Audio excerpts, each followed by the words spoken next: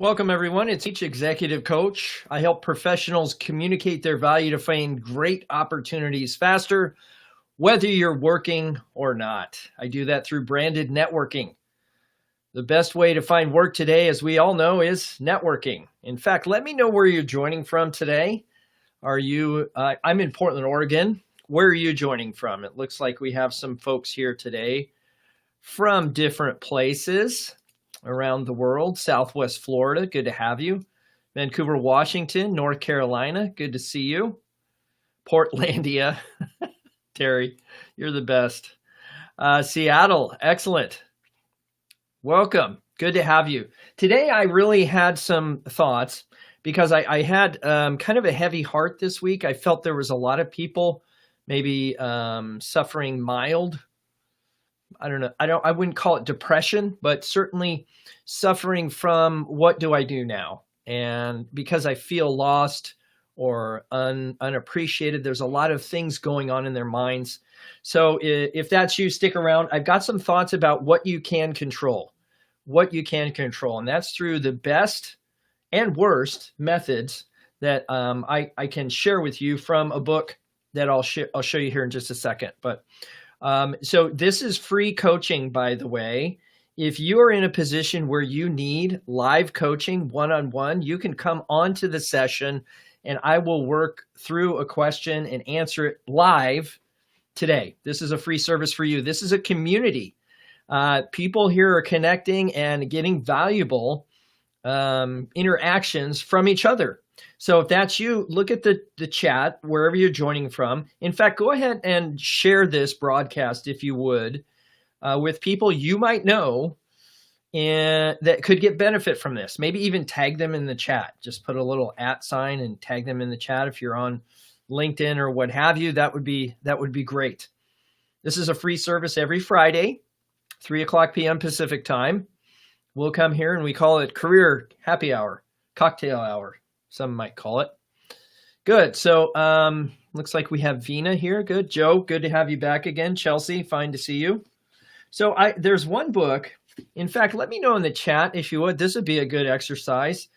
What is one of the best career books that you've found? What one book would you say is a good book for job search or career? What is the best career book that you've found? And maybe we'll get an informal chat going here. So the other one that I would talk about, and I can talk about some other books. We did the networking book not too long ago, but this one is What Color is Your Parachute? And Richard Bowles has updated this particular book every year. So this one happens to be the 2014 edition. And I believe he passed not too long ago. So the editions that are coming out now, I don't think have his hand in them.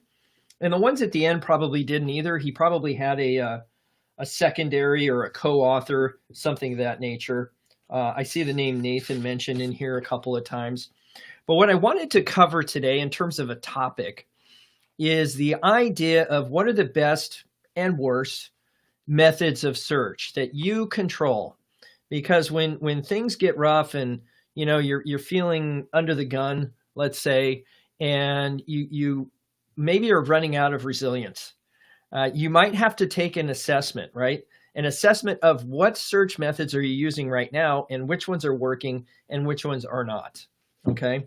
So I'm going to share a couple of just a few pages from What Color is Your Parachute? And I'd like you to pay attention to a couple things. Some that are old school and some that are new school. So there's 12 things that Richard Bowles had identified as job-seeking methods, and he's actually given, yes, Joe, I appreciate that actually. That's actually one of my favorite books, the Go-Getter? No, the one I would point to is the Go-Giver. So the Go-Getter is a different book, so I apologize for that, but yeah, it would be the Go-Giver. So if you haven't read the Go-Giver, I would take a look at that one. But we're going to walk through 12 methods of search. It's in at least this 2014 version. It's chapter 6, okay? And chapter 6 is titled what? What to do when your job hunt just isn't working, okay? And I get the feeling from the people I've coached this week and interacted with and had a chance to talk to that this is something that really is maybe top of mind right now. Okay. So there's really, they identify 2 specific methods that are the best methods of search. Just 2. Okay. Well, actually, excuse me. There's 2 methods that they compare and contrast. And the 2 best methods I will share with you here. Best known methods. Isn't that BKMs? Best known methods? What is it? I think it's BKMs. Anyway, so I will share those 2 with you. But I wanted to run through these 2 job searching tools because one is proactive and one is reactive. And I think it's really kind of critical today to understand that there's 2 ways to approach effective search. Okay, so these are the 2 job hunting tools that they compare and contrast, and then we'll get into the top 2 best known methods for search. It turns out there are basically 2 tools that you can use with your job hunt. One is one used by most job hunters. We call the tool the traditional approach. The newer one is a tool we call the creative approach. So the traditional approach and the creative approach. The primary difference between the 2 lies in how you go about identifying which organizations to approach. With the first, which is the traditional approach, you analyze the needs of the job market to target where you might work, you might get work, and then wait until an organization in that field announces it has a vacancy.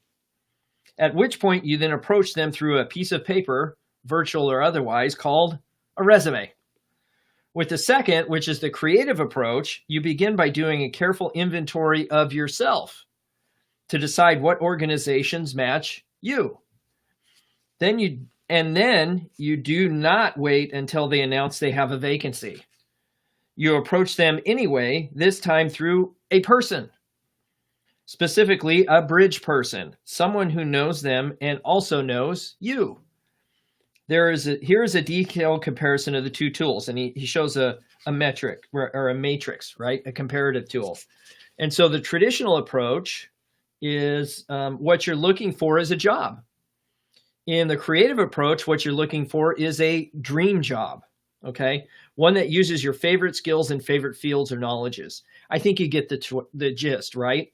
How do you see yourself? In the traditional approach, you see yourself as a job beggar. In the creative approach, you see yourself as a resource. See the difference? They will be lucky to get you. Your basic plan with the traditional approach is to figure out how to sell yourself before you go out hunting. Your basic plan with the creative approach is to figure out what kind of job you die to do before you go out hunting. So question for you, what job would you die to do? Put that in the chat. That would be interesting to see. What is the book again? It's called The Go-Giver. I think it's by Henry David Mann. I've got it on the shelf up here somewhere. Yeah, I'll go get it. Hang tight. The Go-Giver. Here it is. All right, so it's the Go-Giver. And it's a story form book. So that's what I really appreciate about it. It's called The Go-Giver. And let me get the authors here. Bob Burg and John David Mann. So there you go. The Go-Giver. So that's a good book. I have a lot of good books that I could share with you. But I think that one applies pretty well. The Go-Giver. Excellent. The Go-Giver. Yes, that's the book. Thank you, Paul, for that comment. Okay. So back to the matrix. Your preparation for the traditional approach is to do research to find out what the job market wants. Fitting in will carry the day. Your preparation for the creative approach is do homework on yourself to figure out what you do best and most love to do. Enthusiasm will carry the day. So I think you get a feel for these. Okay. There's 2 different approaches here that you can take. One proactive, one reactive, one internally focused, one externally focused. And I'm sure there's a mashup of both of those that'll probably work for most people. But I'm reading from, by the way, What Color is Your Parachute? By Richard Bowles, okay? Chapter 6. So we're just going to talk through the top two best ways to look for work, and then we'll talk through the two worst ways, okay? So the number one way, as you might imagine, is the creative approach that he just described, okay? So it says, number one, the creative approach. This method works 86% of the time. 86% of the time. That means that out of every 100 job hunters or career changers who use this method, 86 will get lucky and find a job. That's pretty good odds. 14 job hunters out of 100 will not, okay? If they use only this method, you have a 12 times better chance of finding work, 12 times, using this method than if you just sent out your resume. I described this method on the chart in the chart that we just talked about, okay? So that's number one, the creative approach, proactive outreach, where you're identifying yourself and then looking for a bridge person inside the organization, okay? The number two best way to find a job is through job clubs. Now, it's important to recognize that job clubs aren't something that's currently around, and we'll discuss that. But here's what job clubs look like. So job clubs that meet 5 days a week from 9 to 5, like it's a full-time job. So the job club was something that was typically supported by the employment department. So this is something back in the day they used to do a lot. And so let me talk through this with you so that you understand what a job club actually is, because it's the number two, and maybe we could even turn this, or a group of you could turn this into a job club. So, well, we have pandemic, so you probably have to have a captive Zoom going on or something like that. But so here we go. Job clubs that meet 5 days a week from 9 to 5. This method works 70% of the time. That's 10 times the success rate of sending out resumes. In this method, invented by the late Nathan Azrin, A-Z-R-I-N, and in fact, I looked for his book on job clubs. It's out of print. It was not done by a publisher, and it's going, I think, over $100 a copy. So if you can find a copy of Nathan Azrin's book, I would be shocked. But let me know if you find it. You meet with other job hunters 5 days a week from 9 a.m. to 5 p.m., using the hours between 9 and noon each day to work on the inventory of yourself, to research companies that interest you, and to contact them. Then from 1 to 5, you go out into the community, town, or city and actually visit places, doing informational interviews or keeping appointments you've set up to interview about a job. During the morning sessions, you work with a partner, and each partner takes turns listening to the other on the phone, usually by using an extension phone, and gives them feedback after they hang up. Then, prior to the afternoon, before you go out, each of you shares with the rest of the group what kind of job you are looking for. That means you have other eyes out there looking for any leads. So you have a team that you're working with. Leads rhymes with needs. That might help you. And you, of course, do the same for them. So here's the footnote on this one. Unfortunately, this is merely a historical note about this method. Many years ago, I used to audit groups that use this method, plus similar job clubs in Michigan, Boston, San Diego, and Northern California. And I can tell you job clubs worked as well as I have here described. But the model died for 4 reasons: changes in the use of the telephone, the rise of new technologies like the internet and email, loss of federal funding for training job seekers. Isn't that interesting? Because the federal funding now is based on what? Create a resume, make an application, post jobs on the internet, right? And so that's where all that money is headed. Most importantly of all, an increasing unwillingness in Western culture to work this hard. You won't find a single one of these left, so far as I know, anywhere on the face of the earth. What you will find instead, which is why I've listed job clubs here, is hundreds of job hunting groups that call themselves job clubs, but they are not. They are far from the Azrin model. They tend to meet only once a week and then only for a couple of hours, and may more accurately be described as job search support groups. Their job hunting success rate is usually around 10%. But there are some rare exceptions with much higher success rate, 50% in fact, particularly if they use this book as their guide, meaning the book that Azarin wrote. Let's see. Let me see if there's a name of the book. The Job Club. Yeah. His detailed manual describing this method as he used it successfully with ex-mental patients has been out of print for years, but the desperate, really, really desperate could find it for $150 on up to $600 on the Albriz website and elsewhere online. Its exact title is The Job Club Counselor's Manual, a Behavioral Approach to Vocational Counseling. To be frank, it's not worth anywhere near these prices. That's great. Bowles always had a great sense of humor. I did appreciate that about him. So anyway, there are rare exceptions where this is a 50% success rate. Still, even dumbed down and having a much lower success rate, job search support groups have one sterling virtue, and that is they provide community to the otherwise lonely job hunter. This is very, very valuable. No one should ever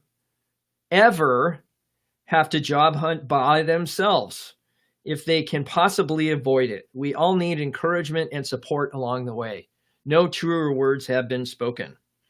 A nationwide directory of job search support groups can be found at this website. So then they list a website.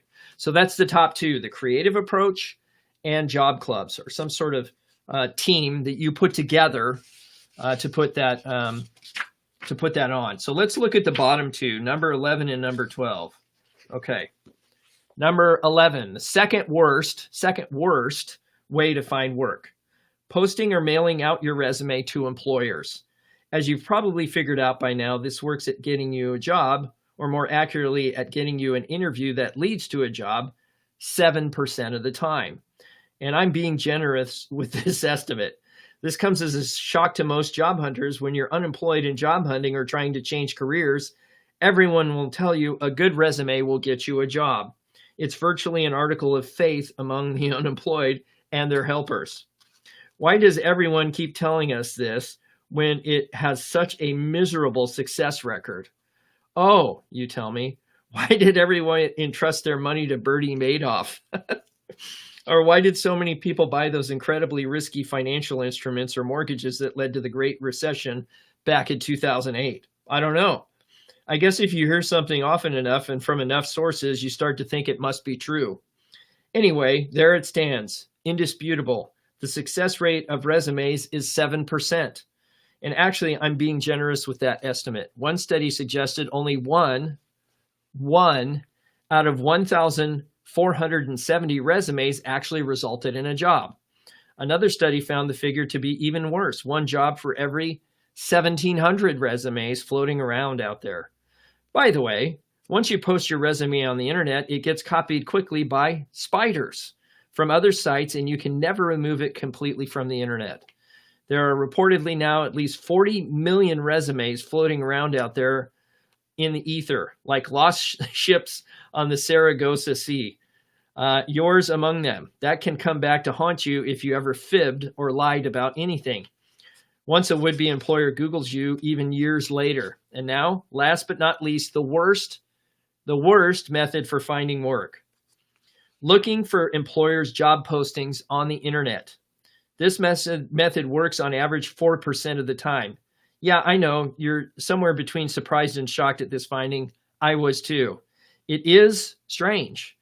If you have access to the internet and you're out of work, everyone will tell you to look for employers' job postings, vacancies, either an employer's own website, if you have a particular company or organization in mind, or on specific job boards like CareerBuilder, Indeed, Yahoo, HotJobs, Monster, LinkUp, etc., LinkedIn. For particular industries such as Dice, Craigslist, LinkedIn, Facebook, etc. The question is, how helpful is the internet when you're out of work? Great question. The answer is, well, that depends. The anecdotal evidence is sometimes impressive. If you often hear stories of job hunters who have been tremendously successful in using the internet to find a job, examples. A job seeker, a systems administrator in New Mexico, who wanted to move to San Francisco, posted his resume at 10 p.m. on Monday night on a San Francisco online site. It happened to be Craigslist. By Wednesday morning, he had over 70 responses from employers. Again, a marketing professional developed her resume following guidance and posted it, and firms contacted her. Again, these are anecdotal things. Let's see. The question is, are these stories just flukes, or is this a universal experience? Sadly, it turns out that this job search method actually doesn't work very much for many who try. Exception to this, if you are seeking a technical or computer-related job, an IT job, or a job in engineering, finance, or healthcare, the success rate rises to somewhere around 10%. But for the other 12,741 job titles that are out there on the job market, the success rate remains around 4%. 4 to 10% still isn't very good, okay? So there you have it. 12 job hunting methods currently, and they're not all created equal. So which one would you go for? Would you commit to doing the creative approach? And we can talk more about that if you like. But it's really being proactive, identifying your strengths, and then approaching the marketplace. And that's how I coach candidates that I interact with as well. By the way, this is free coaching for you. If you want to, there is a link in the description. And if you're on LinkedIn, it's that first link in the description. And if you want to come on live, you can click that link. I did put it in the chat as well. But I'm happy to answer any questions that anybody has about this method or any books. The other one I like is 48 Days to the Work You Love, because it kind of models that creative approach, the 48 Days to the Work You Love, although it goes off the rails when they start talking about execution, because he encourages you to send out resumes cold to employers. And anyway, that's something that we know is about 10% effective. Good. Let's see. If you have questions, go ahead and put those in the chat. Happy to answer. If you would like, you could come on live. I'll put the link in the chat once more, so you could have it. I think I've got it on the LinkedIn over here. Good. So if that's you, come on live and we can have a conversation. If you have any questions about marketing yourself, branding, networking, interviewing, identifying opportunities, negotiating. Yeah, that's What Color's Your Parachute by Richard Bowles. I'll show that one more time. What Color's Your Parachute? And they do that, an annual update.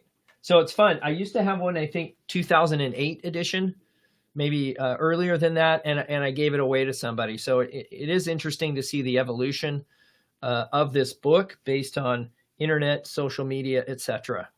So if you want to come on live, I'm happy to help out. Let's see. Paul made an observation. The only the job clubs or support groups that I know of cost monthly dues.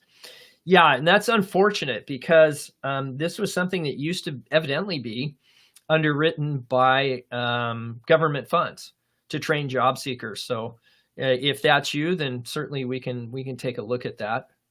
So, oh, good. Looks like we got somebody here in the system. This is awesome. I'll get there in a sec. Let me get there. Okay, it's showing participant names. There we go. Okay.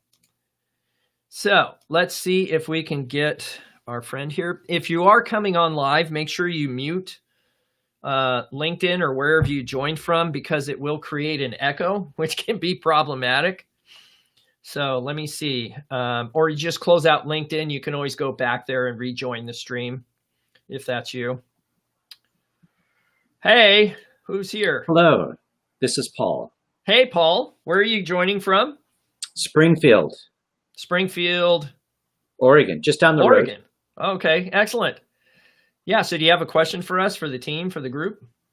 So how do you create a resume where your experience is limited and you carry several certificates that prove your skills, but you don't have any professional jobs to list? You can't show that you've done professional work in that field because you haven't got your foot in the door yet.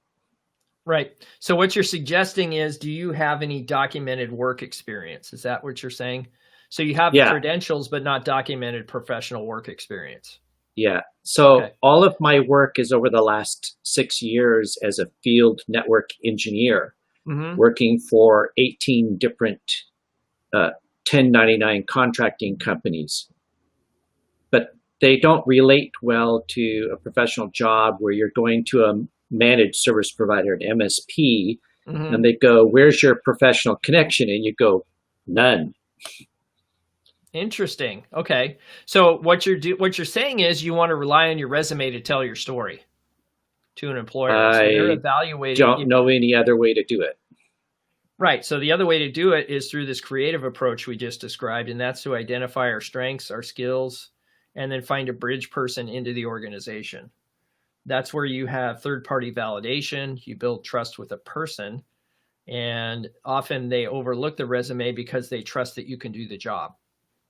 Certainly you still have to interview and demonstrate your skill, but at that point you're at the interview, which is what you want in a resume to get you, right? Yeah. The question is, how do I find that third party? Sure. That's by reaching out to people. How many, so just to look, I think there's what here on LinkedIn, it looks like there's at least 10 people that are on the stream, and each one of those could be a bridge person to your target company. The other way to do it is to search LinkedIn for your target company and see who you know that's connected to that company. Maybe you have a first degree connection there that you didn't realize. Or maybe you have somebody you know that's a neighbor or outside the industry that happens to have a cousin or what have you at that company. So it's interesting how once you start pulling on a thread, that you get to see those things. Is that fair? Okay. Is that the approach you've been taking, or have you been just No. applying online? Yes. Okay. How many applications you put in so far? Over the last 6 years, do you really want to count that high? Sure. Thousands. Thousands. Okay. How many interviews with a hiring team? Dozen, maybe. Okay. So it's a conversion rate, right? And so you can track your own conversion rates. Now, the good news is you met a hiring team, right? And so you could put them into your network. So one of the things I encourage a lot of candidates that I coach to do, Paul, is to go back and look at all the interviews you've had and the people you've met through those interviews who maybe thought you were a good candidate, but there was somebody just a little bit better, right? And see if they just reconnect with them, see how they're navigating the pandemic, be a resource rather than a job seeker. Okay, I tried that. Okay. One way that I tried that is I walked into the office and reintroduced myself to the front counter and just simply said that I had applied, and here is my certificate for Cisco networking that I had completed. And they basically told me I was trespassing. Please leave. Yeah, no, what I'm suggesting is you've already met the hiring team, right? Yeah, I went back to that about a dozen hiring team. interviews. Right? And so do you have their names? Yeah, I had their names. Okay. And you contacted them by email, LinkedIn message, phone? No, I went into the front door of the front office. Right. Cold. Yes. Unannounced. Yeah. Yes. You see how that can be problematic? Well, they told me that they wanted to know that I had passed the certificate. So I went back to hand them a copy of the result. I was told I was trespassing. Okay. So then for that company, that method doesn't work. Yeah. Right? That doesn't mean it isn't going to work for another company. Yeah. So the challenge we have, Paul, is sometimes we think this is zero sum, meaning that, hey, everybody should interview me based on my resume. If you get 10% off the resume, I think that's pretty good. Right. But and to think that every time you walk into a place, everybody's going to open arms. Right. Well, no, I was just expecting them to go, okay, thank you for the documentation. I'd be out the door. Yeah. Yeah. That's all I was. So I wasn't was expecting the person much. at the front desk somebody you knew? No. Or had met? No. Okay. Yeah. So if there was somebody that had asked me for that document, I would make sure that say, hey, this person asked for this document. Here you go. Yeah. Yeah. So when I emailed them for that purpose, I got zero response. All I did was tell them who I was to remind them that I had passed my certificate and I wanted to give them a copy of it. and nothing. So that's why I tried to walk in the front door. Okay. Did you follow up with a phone call? Well, I figured if they were rude enough to kick me off their property, that calling them back wasn't going to be helpful. Okay. So that one maybe is not one you want to work for because they're not very warm. Yeah. It says a lot about their culture and their organization if they treat people that way. Would you agree? Yep, I would agree. But that doesn't mean the door is closed forever, because they could find a new leader or a new, institute a new cultural process because they have a new CEO. Things change. So maybe they stay on the list. They're just not at the top of the list, right? Yeah. Good. So who's their number one competitor? You just walk down the street, right? Well, IP Services is their number one competitor in town, but Okay. if, Does if anybody you in the don't, chat know anybody at IP Services? yeah, I do. Right, but you may also know, people here may know somebody else at that company that's. Yeah, they only hire people with really high-end certificates. My entry-level certificate's not going to get me in the front door. Oh, okay. Yeah, it's not going to So work. then go in the back door as Yeah. a junior engineer or a volunteer. Yeah, I keep my eye open for that. I know people who work there and who have worked there, so I know both sides. Okay. And so what are you doing to be a resource with those folks?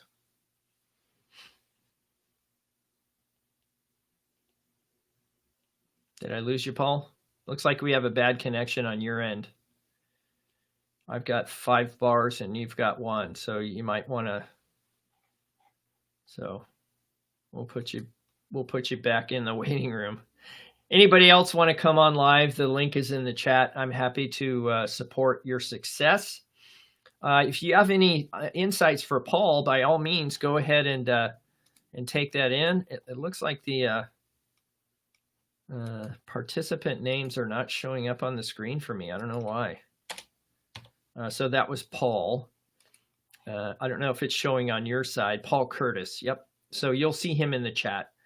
So if you see Paul in the chat, would you connect with him, number one, and see how you can help him by actually being a resource, connecting him to your network. I would also suggest, Paul, to maybe take a look at some of the free resources that we have at jobseekersradio.com. The podcast is really good. And good. Sorry about that. And then also my website has resources for networking as well.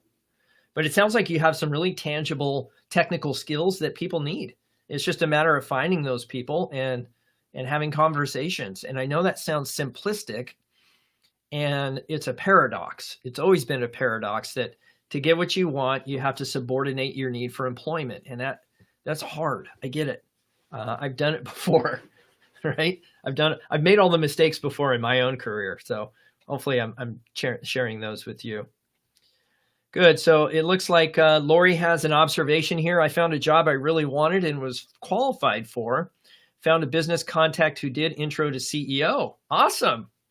Emailed him and also applied through the website. Crickets. Is it appropriate to reach out to the CEO again? And what do I say? No, you reach out to the person who introduced you, your business contact. Okay. So that found business contact who did an intro to the CEO is the same person I'd go back to and say, here, I've done this, and I've done this.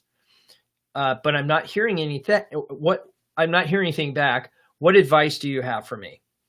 And often what they'll say is, oh, that's interesting. You did all these things. Why don't I call them and see what's going on? Or here's their phone number. Why don't you call them on the phone?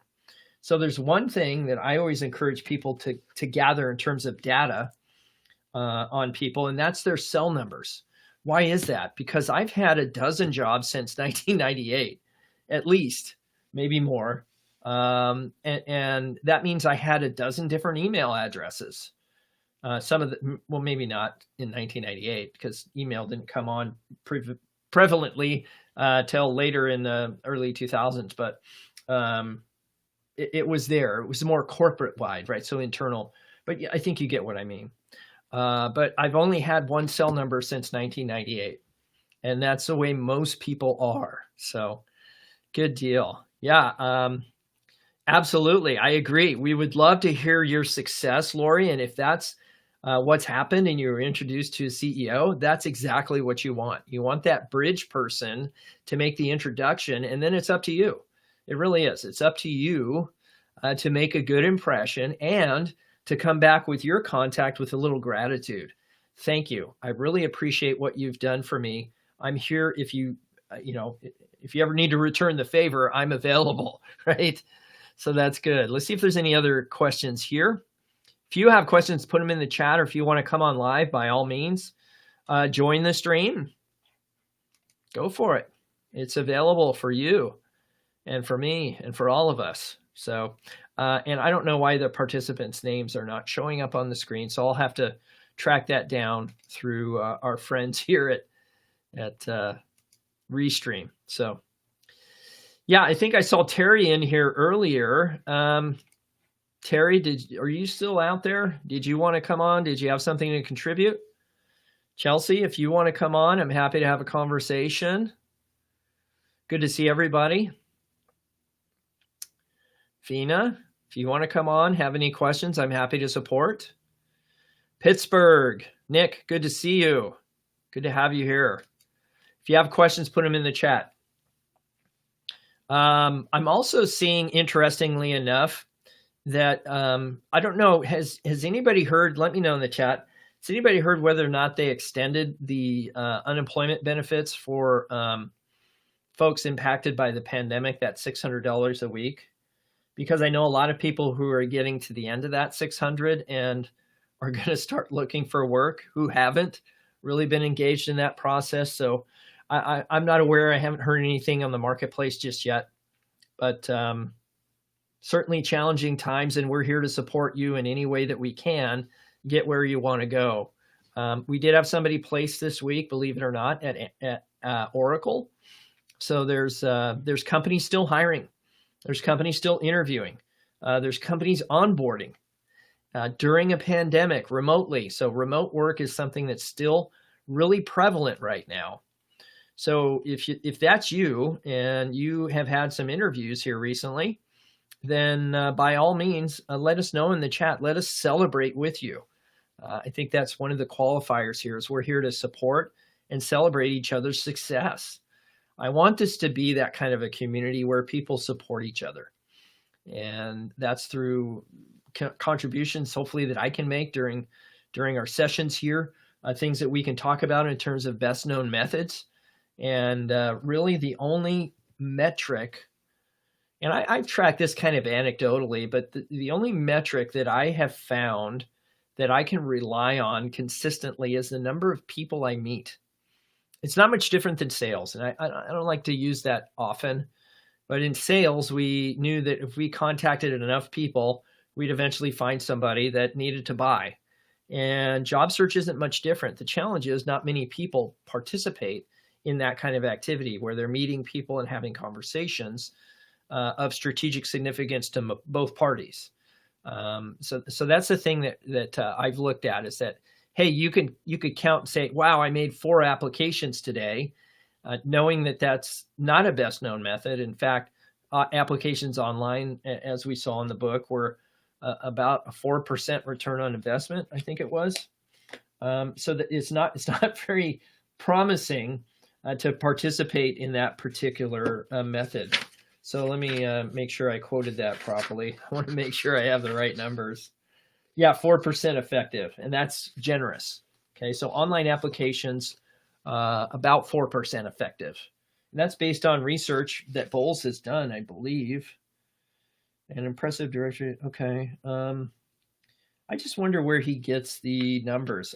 I'm sure he does some kind of research and gets the data from somewhere. So he's been around for a long time doing that kind of work.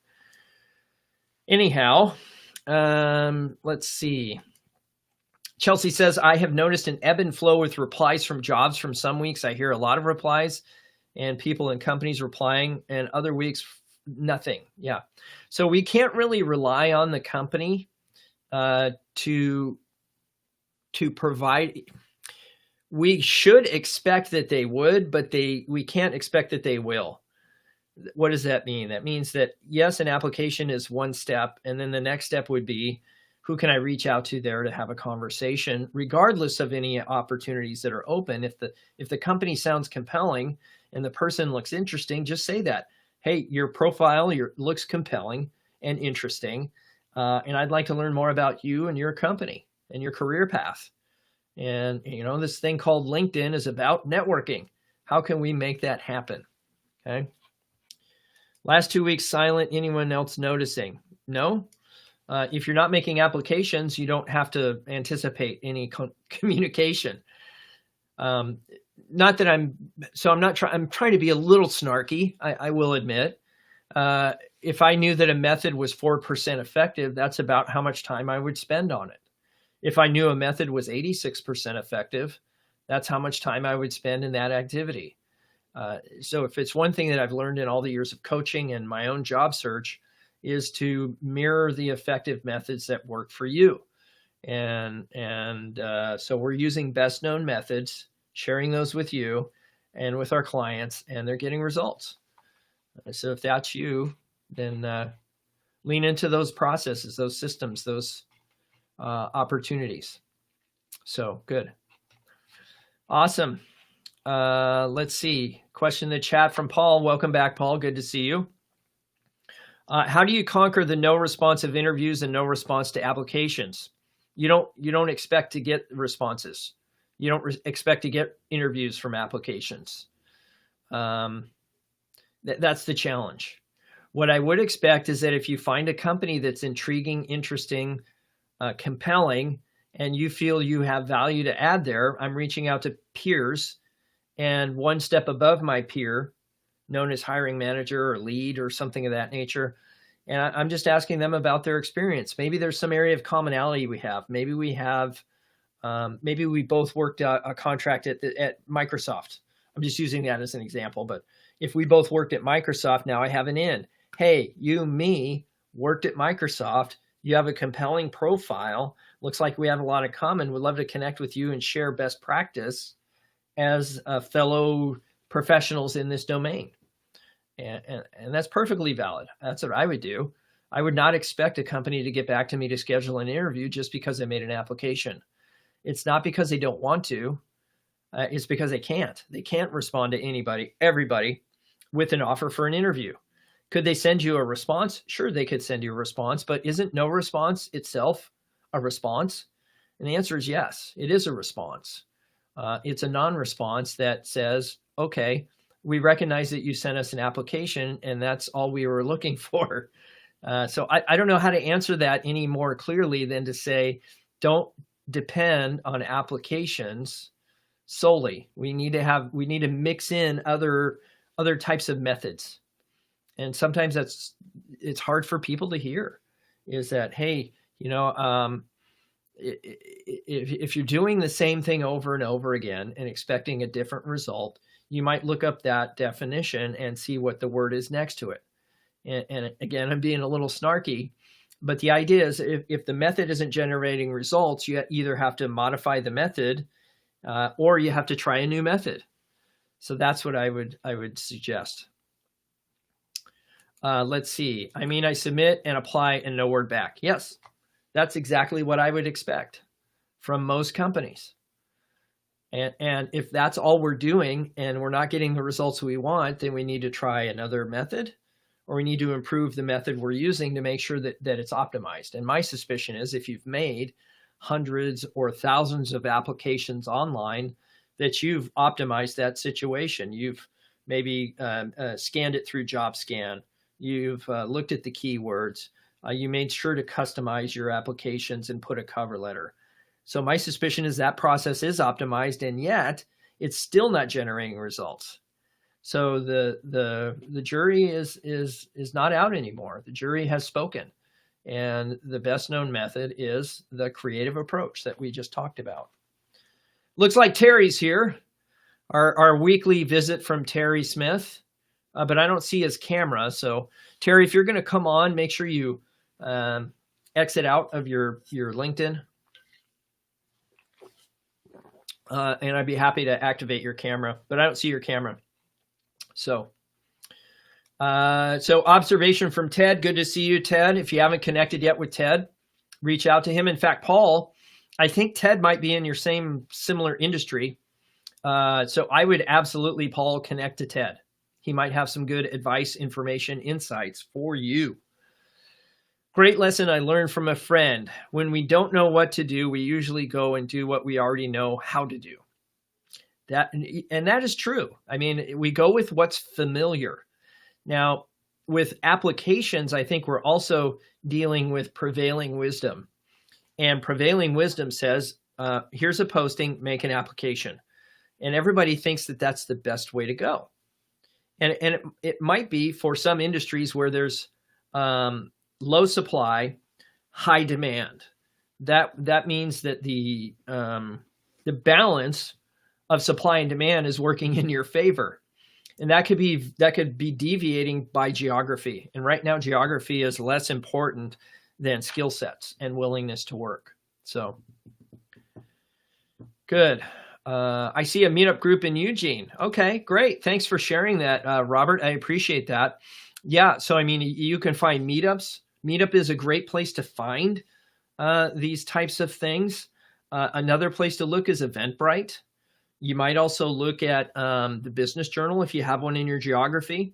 There's lots of places to find these things. Google, right? Not that I'm selling Google as a search engine, but if that's something of interest to you, then Google might be a great place to look for some of these job search groups.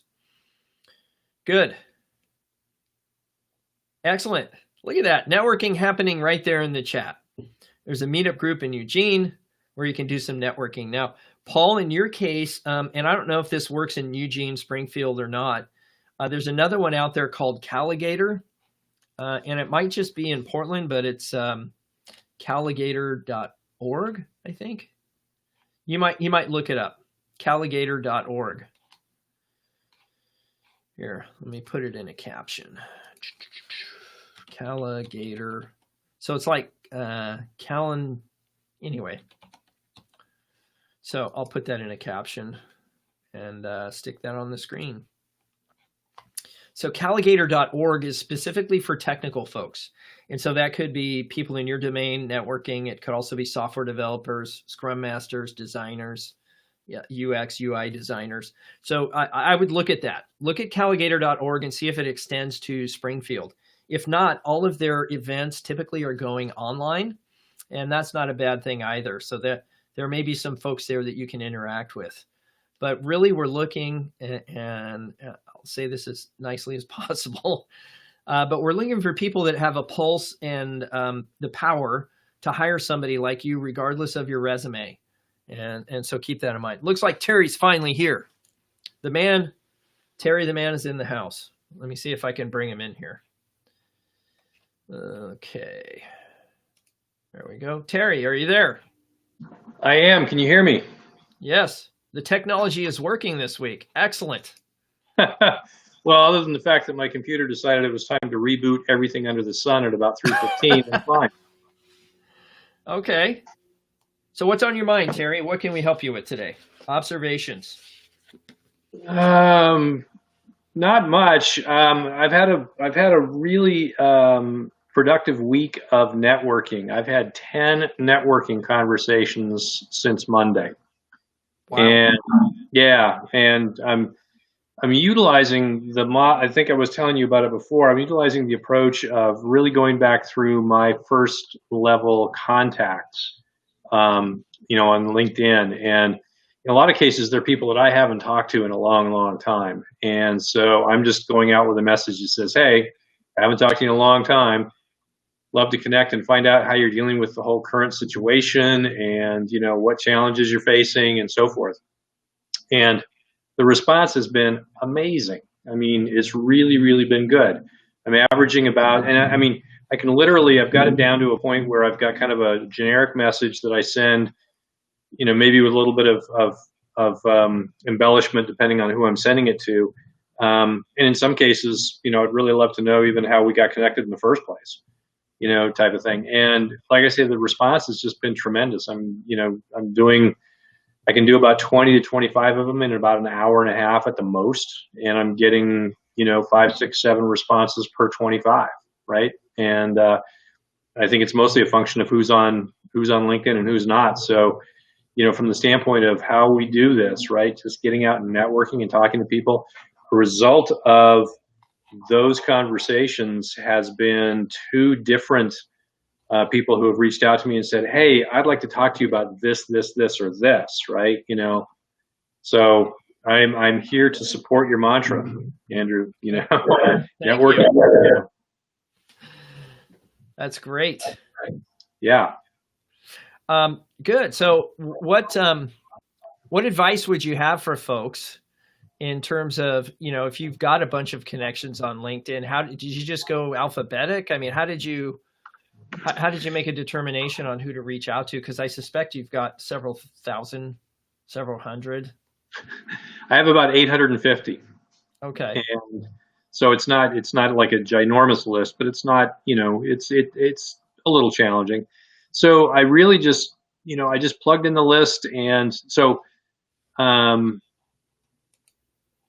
looked at it from the standpoint, first I looked at who I've contacted recently, because I was really aiming more at people that I haven't talked to recently.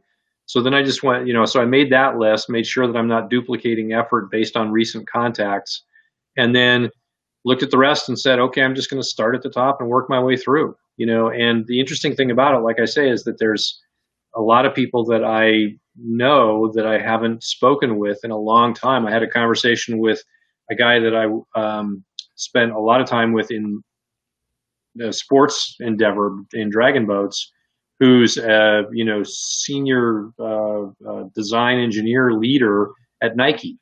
And he and I had a great conversation this afternoon. And he said, shoot, I didn't know you were available. Let me go talk to some people, so, it's that kind of thing. And I mean, literally, I haven't talked to Mike in probably 4 years. And so again, it was just a matter of, I'm looking at it from who have I not talked to? Hey, I'm not even sure I recognize that name. And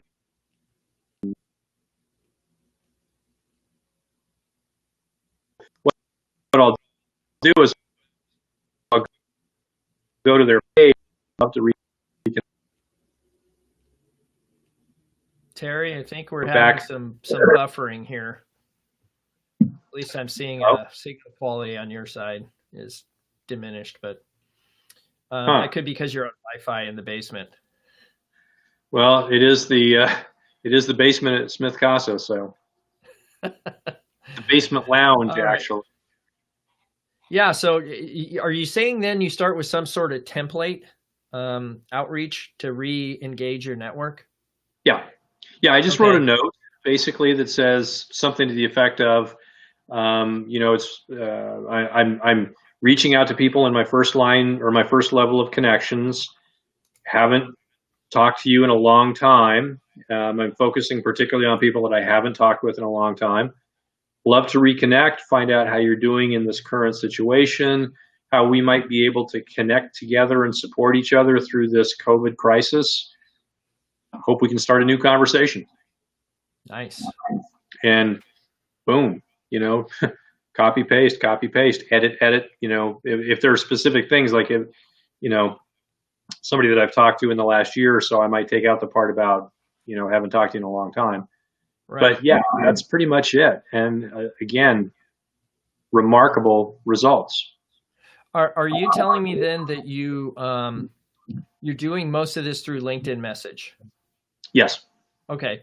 And so you're getting 5 out of 25. What is that? 20%? Yeah, about 20%. Okay.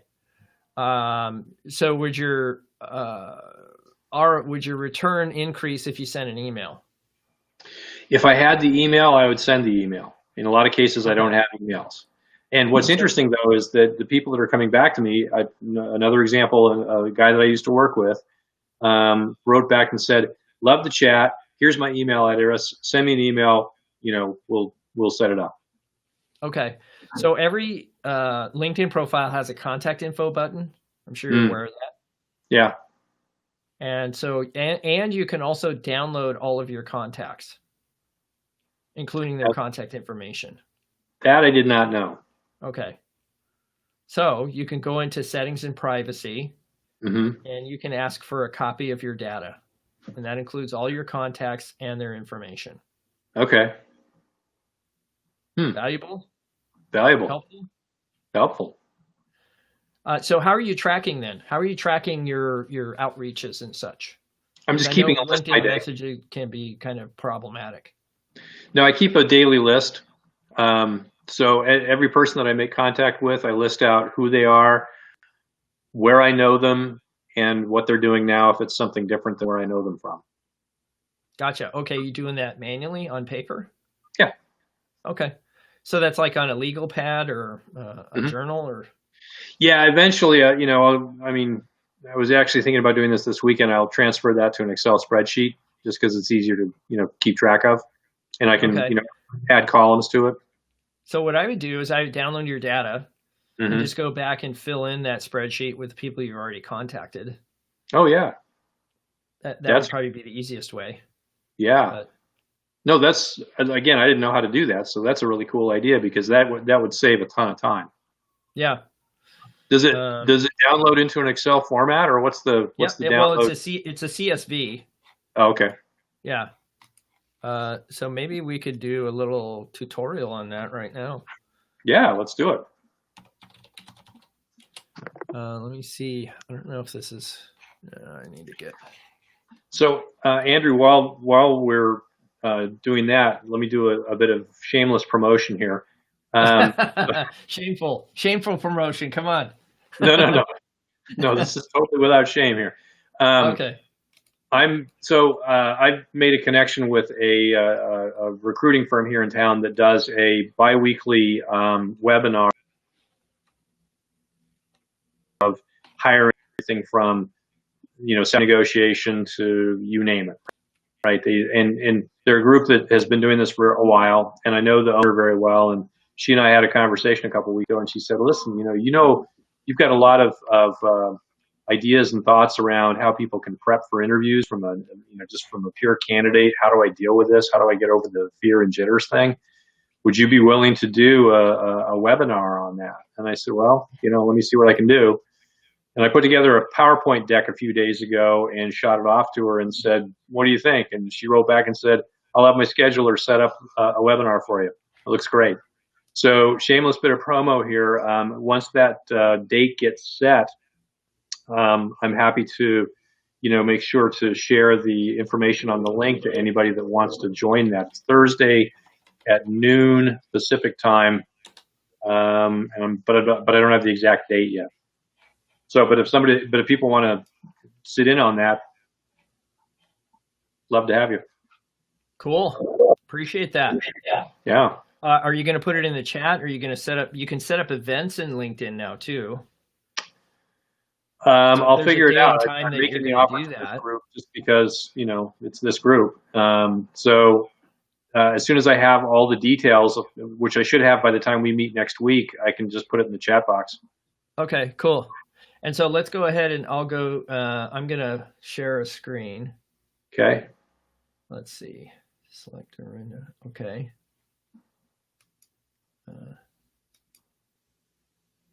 Oh gosh, this is different. This is the first time I've allow. Okay. Let me see here. Okay, I'm going to spotlight the screen. I'm going to unspotlight me.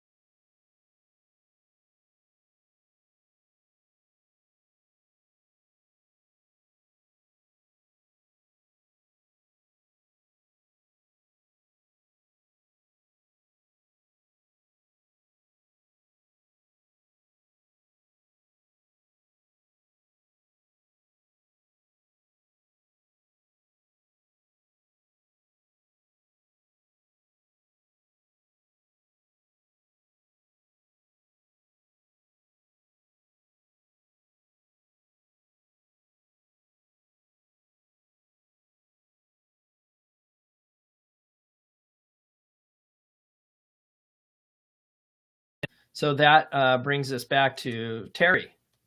Was that helpful?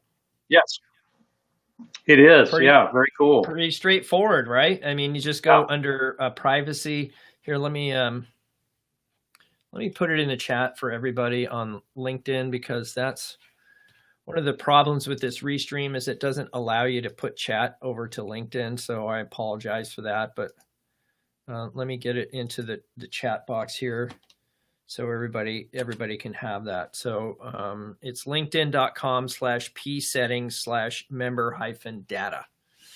So there we have it. All the news Cool. that's fit to print. No, that's a very, very cool thing. I had no idea that I could do that. So thank you for. You're welcome. Yeah. Well, you've been on LinkedIn long enough, and you do trainings on it and such. You start to learn all the little All the tricks nuances and idiosyncrasies. And I think Paul had a great question here. In that, is there a formal instructional set of videos to learn LinkedIn? And not that I'm aware of. Even LinkedIn doesn't really offer training videos on LinkedIn. So I don't know. I don't know what to say about that. But if you have questions about LinkedIn, I mean, I'm happy to answer those for what it's worth. It looks like my bandwidth here is going down too, but so I mean, I don't have much more to add to today's session. So hopefully you got some value today. Share it with your networks. I really appreciate that this gets out, that we're here every Friday at 3:00 p.m. Pacific time, that we take questions, we help you through processes, and we share what we're learning with others.